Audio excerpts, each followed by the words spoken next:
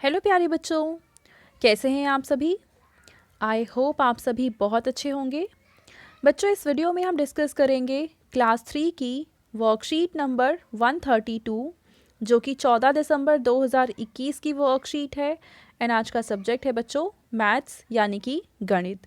तो सबसे पहले आप यहाँ अपना नाम लिखेंगे, यहाँ आप अपनी टीचर का नाम लिखेंगे एंड क्लास 3 के सामने आप अपना सेक्शन ए, बी या फिर सी, जो भी सेक्शन है वो आप मेंशन करेंगे।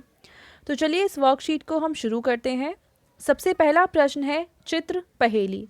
तो हमें इन दोनों ही चित्रों को, चित्र 1 और चित्र 2, दोनों को बहुत ध्यान से देखना है और इनमें जो अंतर हैं या जो गलतियां हैं, ऐसी 3 गलती को ढूंढना है। तो बच्चों देखो, पहली गलती तो ये है कि यहाँ देखो लाइन थोड़ी सी स्ट्रेट है, जबकि यहाँ पे वो जिगजैग सा रास्ता हमें दिखा रखा है। तो ये पहला अंतर हो जाएगा।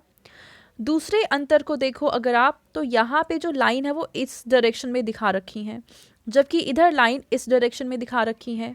तो ये दूसरा अंतर हो जाएगा। तीसरे अंतर की बात करें तो यहाँ पे देखो ये क्वेश्चन मार्क जैसा साइन बना रखा है, जबकि यहाँ पे उल्टा साइन बनाया हुआ है। तो ये 3 अंतर आप अपनी कॉपी में लिखेंगे। अगला यहाँ पे है पुनरावृत्ति कार्यपत्रिका, यानी कि जो हमने पहले पढ़ रखा है उसी को हम यहाँ पे रिवाइज करेंगे। ठीक है। कक्षा पुस्तकालय की किताबों को रखने के लिए हर कमरे में किताबों की अलमारी यानी कि बुक शेल्फ रखी गई है। तो आपके स्कूल में आपने देखा ही होगा कि आपकी क्लास में बुक्स रखने के लिए अलमारियाँ रखी गई हैं, ताकि बच्चे आसानी से किताबें लेकर पढ़ सकें। तो कक्षा 1 में 3 खानों वाली अलमारी रखी गई है। आज टीचर ने 24 किताबों को अलमारी में रखा है। तो देखो अलमारी में 3 शेल्फ्स हैं, 3 खाने हैं और कितनी किताबें रखी गई हैं? 24 किताबें रखी गई हैं। अगर हर खाने में बराबर संख्या में किताबें रखी गई हैं तो बताइए कि एक खाने में कितनी किताबें हैं। तो बच्चों हम मान लेते हैं कि ये है अलमारी, जिसमें पहला खाना ये वाला है, दूसरा ये वाला है और तीसरा नीचे वाला है। हमें 24 किताबें रखनी है, तो 24 किताब को इसका मतलब 3 हिस्सों में बांटना है। तो हम करेंगे क्या? 24 को हम 3 से भाग कर देंगे और 24 को 3 से भाग करने पे क्या उत्तर आएगा? 3 बाहर निकालेंगे, 24 को अंदर रखेंगे, 3 अट्ठे 24 होता है। ठीक है। इसका मतलब हर एक खाने में 8 किताबें आएंगी। तो सही उत्तर कौन सा हुआ? Option B, 8।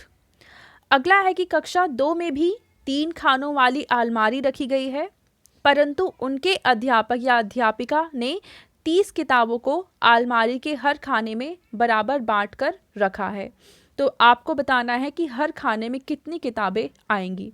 तो इसका मतलब है कि हम 30 को इस बार 3 से भाग करेंगे, तो उत्तर आ जाएगा 10, यानी सही उत्तर है ऑप्शन ए।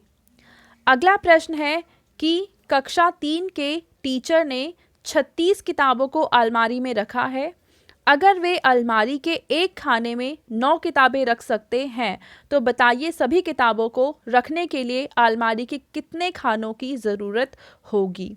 तो ये क्वेश्चन पिछले वाले क्वेश्चन से थोड़ा सा अलग है। तो बच्चों हम करेंगे क्या कि देखो यहाँ पे पहले खाने में 9 किताबें रखेंगे, फिर से दूसरे खाने में 9 किताबें और रखेंगे। कितनी किताबें हो गई? 18। फिर एक खाने में और 9 किताबें रखेंगे। अब कितनी किताबें हो गई? 27।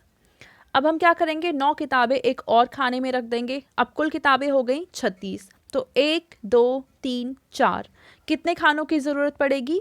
4 खानों की ज़रूरत पड़ेगी, यानी ऑप्शन डी सही उत्तर हो जाएगा। आप सीधा सीधा ऐसे भी कर सकते हैं कि 36 को 9 से भाग करेंगे और भाग करने पे उत्तर आ जाएगा 4। अगला प्रश्न है कि कक्षा 4 और 5 के कमरों में 4 खानों वाली अलमारियां रखी गई हैं।